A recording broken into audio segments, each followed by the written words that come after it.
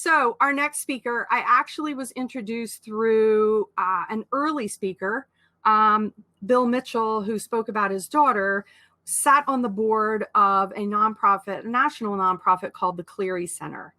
And Jessica Merz is the executive director of the Clery Center, a national nonprofit dedicated to college and university campus safety.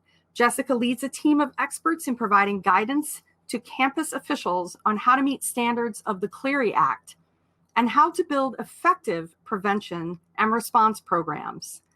Prior to the Clery Center, Jessica spent 10 years at the University of Pennsylvania, where she was a founding director of Penn Violence Prevention, a department dedicated to preventing dating violence, sexual violence, and stalking.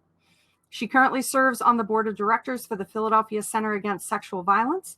Jessica completed a certificate in nonprofit administration from the Fels Institute of Government, received her MA in Women's and Gender Studies from Rutgers, and her BA from St. Joseph's University.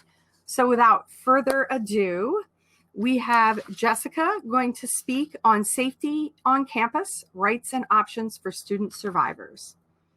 So Jessica, go ahead and turn your camera and mic on and we'll bring you in the room. Awesome. All right, I think I'm here, right? All right, it's always an interesting experience to give a presentation to yourself, which is essentially what it feels like I'm doing right now. But I trust that you all are on the other side and that you're out there listening. So thank you so much, Sherry, for the opportunity to be speaking with you all today. It's exciting that despite us all needing to be apart and be sort of in these silos, that we still have the opportunity to connect, and hopefully there's folks from all around the country listening to this. So as Sherry said, I'm the executive director of an organization called the Clery Center. We work with colleges across the country to help them really increase their best practices around campus safety. So addressing a range of campus safety issues. We are located right outside of Philadelphia in Wayne, PA. And right now we're all remote. So we're all working from our homes and supporting these universities and colleges across the country. I am actually going to share some slides with you today. So you should be able to hopefully see both me and my slides. So give me a second while I pull those up for you all.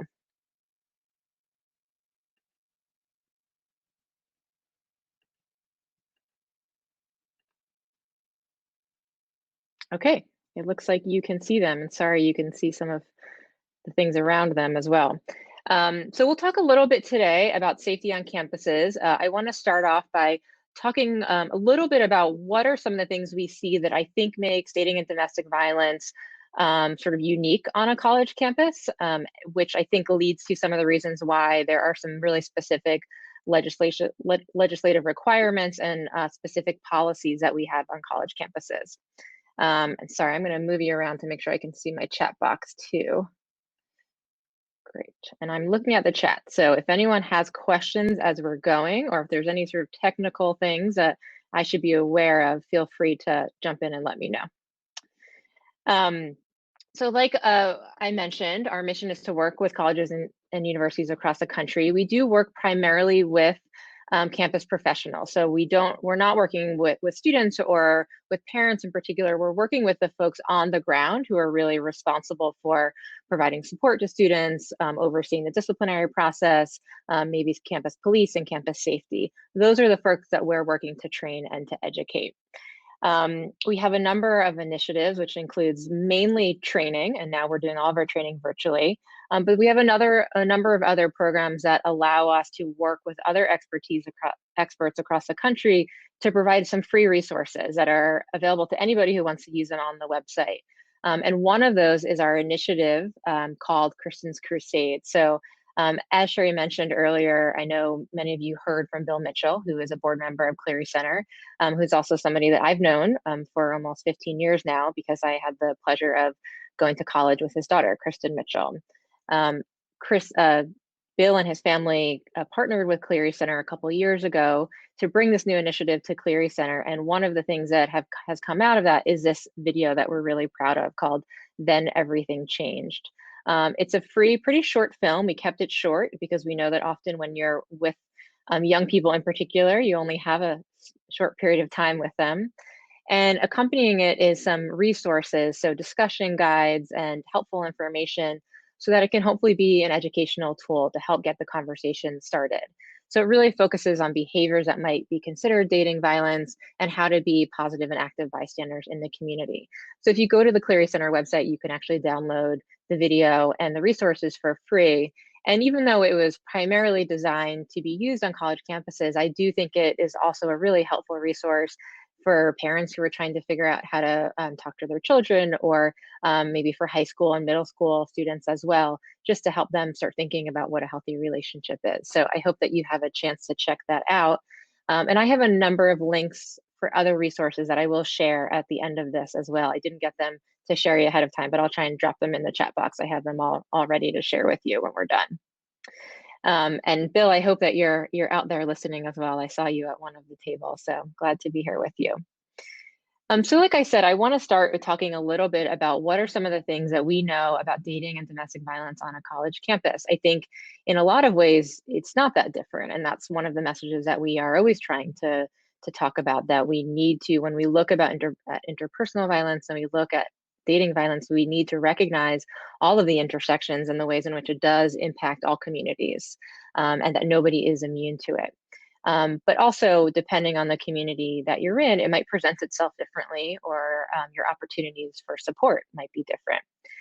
There was a really great study. It's actually happened 2 times now. This is some of the results from the 2019 one, that I wanted to just pull some of the numbers out, because I think it's important to look at some of the prevalence, of course, because we're still, I think, in a point where there's often denial about just how common dating and domestic violence is, and just give you a little bit of a snapshot of what we're seeing when we look at college campuses today.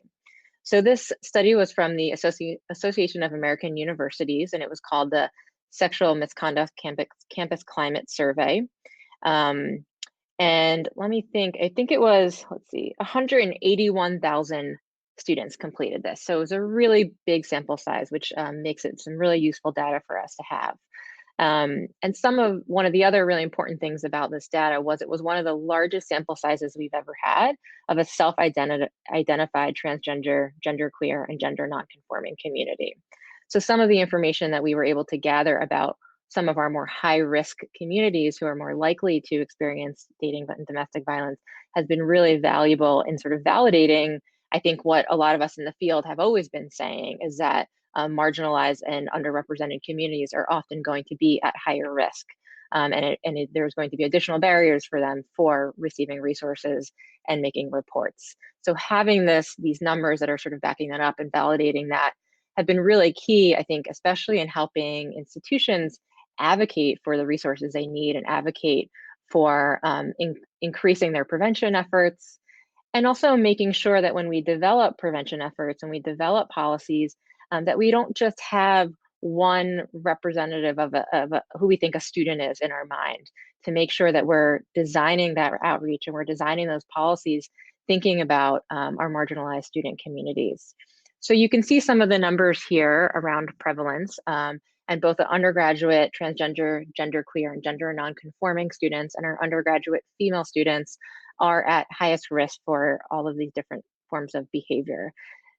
On this study in particular, intimate partner violence, you'll see here as IPV, is really what we would consider to be dating violence, except it does not also include acts of sexual violence. So that was separated out into this non-consensual sexual contact category. And harassing behavior, as you see here, was primarily behaviors that were, we would consider sexual harassment. So unwanted comments about one's appearance or their body. And that's why you'll see that rate is pretty high and also concerning. One of the really interesting things for me, having been somebody who worked in domestic violence in a community agency before going to the higher ed world, was that higher ed tends to use, and colleges tend to use the term sexual misconduct or sexual violence as sort of an umbrella term. Which is not something that I was seeing in the broader community, and is not something that's generally reflected in our laws around these issues. But when you hear people talk about sexual misconduct or sexual violence in a college community, they are often using that term to include dating and domestic violence and stalking behaviors. So I think that's important to know, because particularly because sexual misconduct and sexual violence has been into the headlines related to college campuses, at least, so much in the past couple of years, that I always want to remind people that when we're talking about that in the world of higher education, we are also talking about dating and domestic violence.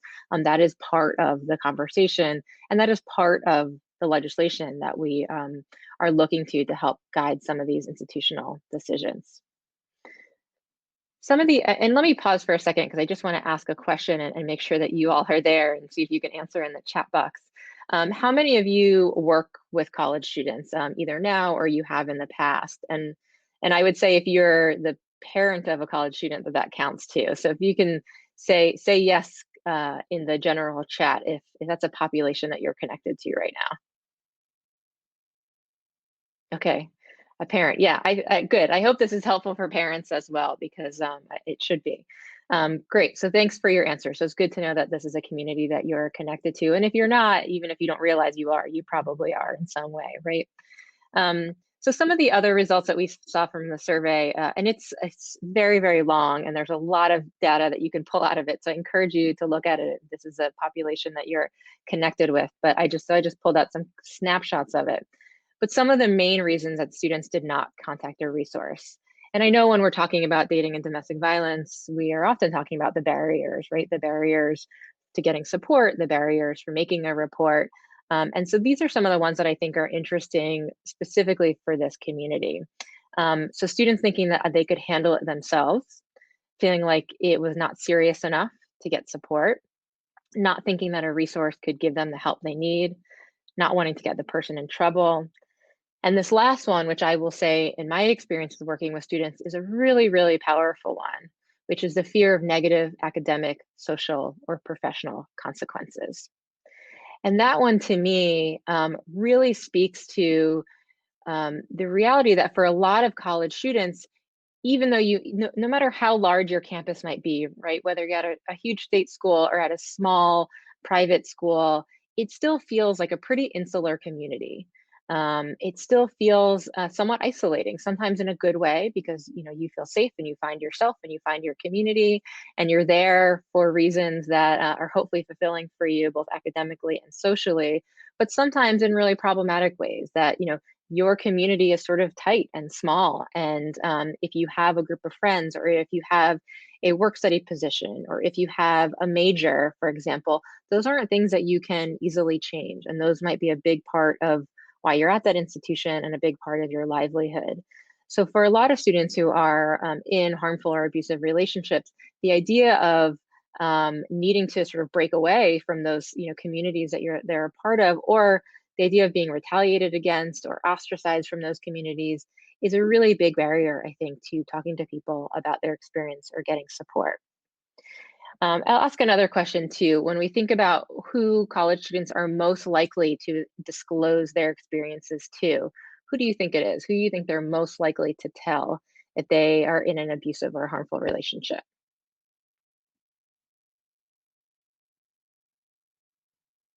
Yeah, friends. People are saying friends. Absolutely. So by far, the number one person that they're most likely to share with is a friend, somebody that they trust, that they're close to.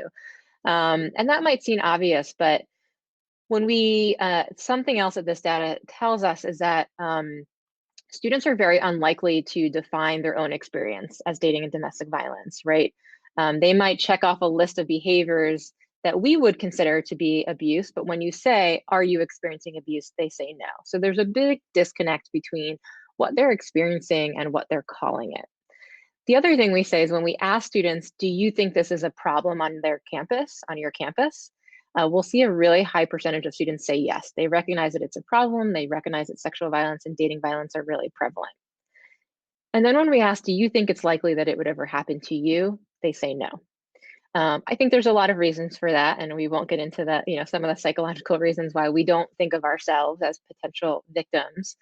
But I think that's really interesting, because the way that we as educators then, and parents perhaps, can try and engage young people in these conversations, even if they don't themselves think it's going to impact them, is to talk to them as a friend, is to help prepare them to be a good friend, to respond appropriately if somebody discloses to them. And a lot of the training that we see now on college campuses really is taking that angle. It's saying, how do you be a good friend? How do you be a good bystander? How do you speak up and intervene? And when you approach a group of people, especially young people, with that being the lens in which you're sort of pulling them in, you often get a much more active, engaged group rather than going in and talking about the potential for them to be harmed or the potential for them to be a harmer.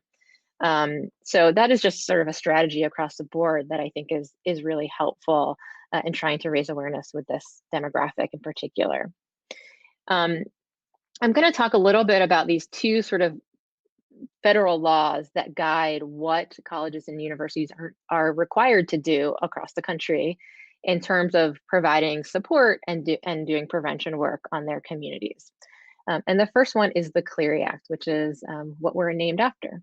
So that there's a picture of Jean Clery. Jean Clery was a freshman at Lehigh University in 1986 when she was raped and murdered in her dorm room. I've gotten to know Jean's mom. I have the privilege of working with Connie Cleary. And one of the things that's been really always sticks with me in conversations that I've had with Connie is that when they were making a decision about where Jean was going to go to college, safety was actually something they thought a lot about. And I'm not to say other parents don't and aren't, but they really were actually looking at what the crime rates were in the communities of the schools that they were researching. And there was another school that she actually wanted to go to, and it had recently had a pretty big spike in crimes. And so they decided, you know what, we don't think that's going to be a safe place for you. We don't feel comfortable with you going there. And she chose to go to Lehigh. It was a little bit closer to home, and it had a reputation for being really idyllic and a safe community. So this was a part of their process, in their decision-making process. And of course, it was a huge, devastating shock to Jean's family and to the community when she was killed in 1986. And there was a couple things that Jean's parents learned as a result of that. And one of the things was that there had been other crimes happening on campus that the public didn't know about, that weren't disclosed to families, that weren't disclosed to the community, and that weren't disclosed to students. And that was really a big red flag for them. They thought, well, you know, if there is some sort of risk in this community, in this on this campus that my student is a part of, shouldn't I know that? Don't I have a right to know what's happening and what the crimes are? And of course, there was a concern that campuses would not be forthcoming with that information because, you know, they're running a business, and it is. I think colleges for a long time have done a very good job of selling themselves as these really, again, like idyllic, safe, sort of, you know, insular, isolated communities where you can send your young people off to learn and to grow and to make mistakes, and they're going to be okay. They're going to come home safe. So in some ways, that was, you know, just not the reality, and it wasn't realistic, that image and that picture that they were selling. So they started to ask a lot of questions about what are the rights of parents and what are the rights of a campus community to know what crime is happening and to know how to get support and how to make a report. And those questions really led to a lifelong crusade for them, a lifelong crusade for them to push for legislation that would be focused on accountability and transparency and requiring institutions to make all of that data public, to not only be tracking the instances of crime and harm that are happening on their campus, but as they're tracking it, to be in real time sharing that back out with the community. And obviously part of the goal of that was that, you know, if they're making this information public and if there's an opportunity for the larger community to respond to it, then there's going to be more incentive for that campus community to prevent it, to invest more money and more resources in making sure their campus community is and can be safe. So you'll see that some of the journey in this timeline here. It was in 1990 that the Clery Act was signed into law by President Bush. In 1992, there was an amendment which included a Victims' Bill of Rights, focused on sexual assault. And in 2013, we saw one of the most substantial amendments to the Clery Act, which really does drive a lot of the work we as an organization do now, which was including sexual violence, dating, domestic violence, and stalking which is the VAWA Act, the Violence Against Women Act, amendments into the Clery Act. And there continue to be efforts to amend the Clery Act. Right now, we're actually have been advocating for some time to get hazing as a Clery reportable crime so that institutions would have to be tracking their hazing incidents and to be sharing that information publicly with the communities. So it was a crusade of love and of dedication, and it really is pretty remarkable to think about what this family, just how much impact a grieving family can have, and the incredible impact it continues to have on campuses today. And I'll give you a little bit more of a snapshot of what the Clery Act does require. So it's a consumer protection law with the idea that this is something that you're sort of purchasing and you have a right to know what you're getting. Part of it is a designation of people called campus security authorities, or CSAs. And those are folks on a campus who are designated CSAs, which means that if they are made aware or they know about any Clery reportable crime, and there's a whole long list of what Clery reportable crimes are, but it includes dating, domestic violence, sexual assault, and stalking, then they have an obligation to report that information and to make sure that it gets collected as part of their crime data. They also have an obligation to make sure that those statistics get shared annually publicly and also get reported to the Department of Education. I didn't post it in here, but one of the things that people often don't know is there is actually a database where you can go and you can look at all the Clery reports from every college across the country. So if campuses are something that you're looking at, maybe because you have a child going, that is all publicly available information and that you can look at to see what the status is of your institution. And it's called an annual security report. The enforcement authority for that is the Department of Education, and there's a specific Clery compliance division. Now, how you maybe have heard about the Clery Act before is from some high-profile articles and issues like this. So when you hear about schools being fined in these large amounts, like $4.5 million, like Michigan State, it is often because of a program review which showed that they were in violation of the Clery Act.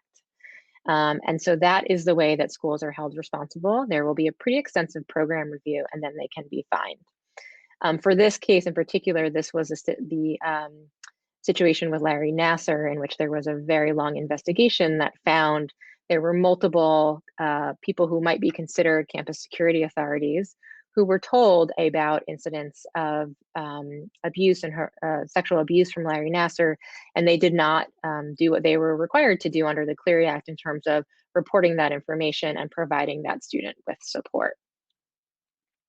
So this is a guide that we have, and I can share a link to where you can find that tells people about what their rights and options are under the Clery Act. And I'm just going to pull out some of them quickly so you know. That institutions under the Clery Act are required to provide prevention and awareness programs, that they must include material on bystander intervention and risk reduction. It doesn't tell you point by point, the Clery Act, what needs to happen as part of a disciplinary procedure, but it does give some overarching guidance on what needs to be part of it in terms of it needs to be fair and prompt and impartial. That students have the right to an advisor of choice to accompany them through a disciplinary process, and that there does need to be training for the professionals involved in it. And it also requires support. So institutions have to be offering support for victims of dating, domestic violence, sexual violence, and stalking. They have to give them that information in writing. So if a student does report, even if they decide that they don't want to make a police report, they don't want a collection of evidence, they don't want to go through a disciplinary report, there are still other options for support that might be available to them. Something like free counseling, which is such a privilege of being on a college campus. Perhaps academic support, living and transportation support. One of the things that we often did for students on the campus that I was a part of was help them rearrange perhaps their class schedule or get some academic accommodations if they needed to miss a class or they were feeling sort of overwhelmed by their experience. And so to make sure that they were given some time and space to be able to grieve and process and feel safe. And there's also needs to be given them information about what their rights are in terms of reporting. So really making sure that they're fully aware. And then there's Title IX, which we're short on time, so I'll go through a little bit quickly. But I would say in my experience, up until about 10 years ago, most people, when they thought of Title IX, they thought of athletics. It was really the law that people turned to when they thought about equal gender access in the athletics world on college campuses.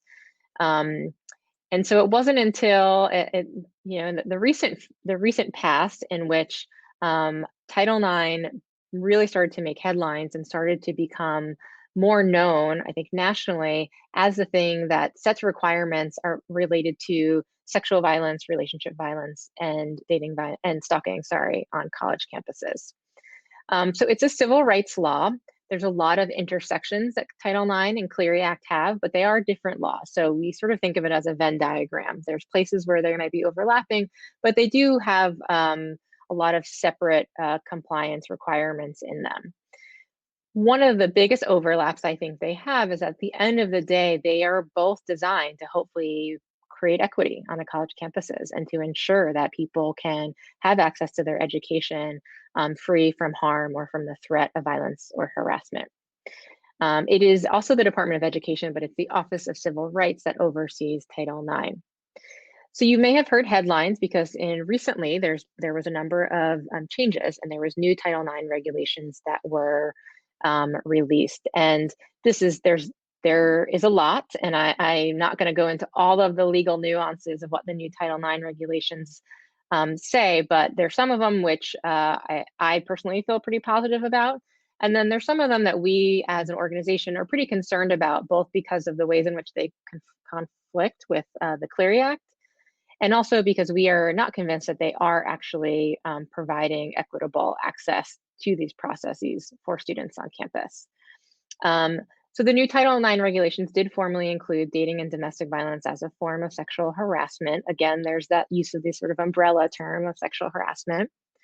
And schools are required to provide students with supportive measures, even if they don't file a report. So that's really something that's important. I see a question in the chat was, do these supportive measures apply to graduate students? Yes, they apply to any enrolled student at the university. And the Clery Act also applies to staff and faculty. So I only focused on students in this conversation, but there's requirements under the Clery Act that are also designed to protect any member of the institution, any member of that community.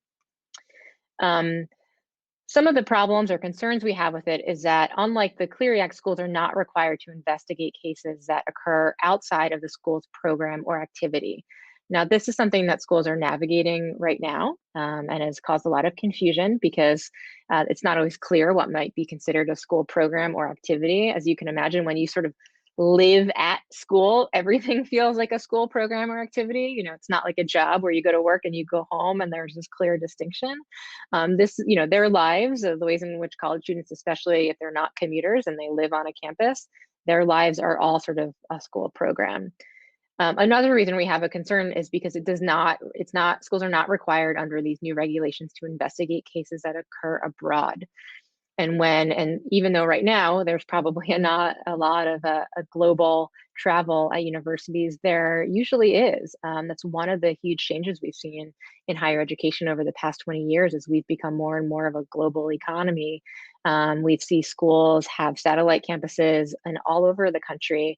We see schools have short-term programs where they travel with students. It's pretty incredible how much they've been able to expand globally. And so this is a big concern for us because we do know that people in general are at higher risk for experiencing violence and abuse when they are sort of away from home often or in a more vulnerable environment. The other thing that has gotten a lot of attention is this new requirement for cross-examination and disciplinary procedures.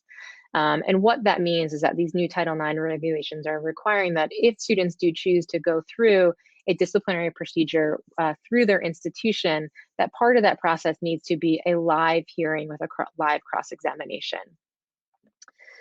One of the things that I've always considered a benefit of having a disciplinary process or procedure at an institution is that it doesn't mimic the criminal justice process, which we know hasn't always been a great avenue for survivors of dating and domestic violence. I think there's a way in which university communities and school communities in general can create their own policies and can hold people accountable to them and can say, determine what behaviors they think are and are not appropriate for their community, and to find the ways that they think that that can be adjudicated and responded to. And a major concern with this cross-examination that is really going to deter people from reporting and going through this process, and just have the same barriers that we see for when people choose not to go through a criminal process or not to make a police report. So we have a number of programs that we're doing right now to try and educate people about both of these laws and some of the ways in which there is concern and conflict with them right now.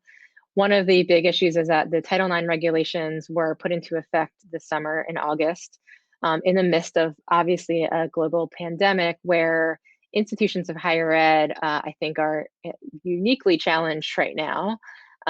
You've probably seen in the news that some of them are back in person full time and some of them are remote full time, and they're really figuring out how to make this work and how to continue to provide education for students. So to have to figure out a way to implement this huge new regulation at the same time of trying to manage this crisis has caused a lot of sort of upheaval for institutions. So we're trying to support them the best that they can and make sure that students are still getting the support and resources they need.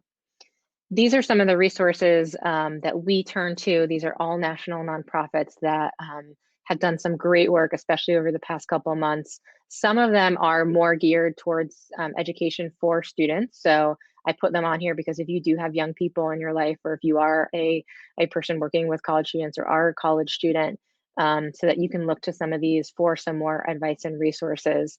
But we do always want to make sure people know that the Clery Act is still there. And so some of those rights that we talked about early on are still in place. And I'll drop these links in the chat in just a minute.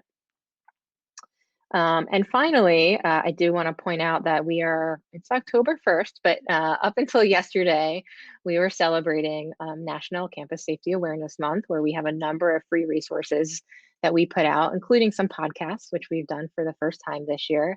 So I encourage you to check out our website. Bill Mitchell and I did an interview for one of these podcasts. I think this is a really good introductory way to just sort of get caught up and familiar with some of the more pressing issues in higher ed right now related to safety. And we hope that you'll find some other things that are helpful for you on the website.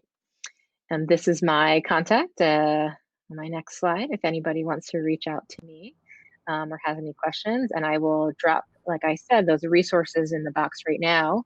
I will be sticking around for a little bit for networking. So if anyone has any questions, I'd be happy to chat. Wow, thank you so much. That was a ton of information. And as a parent of an incoming college student and one that's out, all this information, a lot of this is a first for me. So thank you. Greatly appreciated. Yeah. Yeah. Thanks for the links in there. We'll make sure we get that in the resource page too when that goes up tomorrow. Great. I can send it to you too separately. Okay.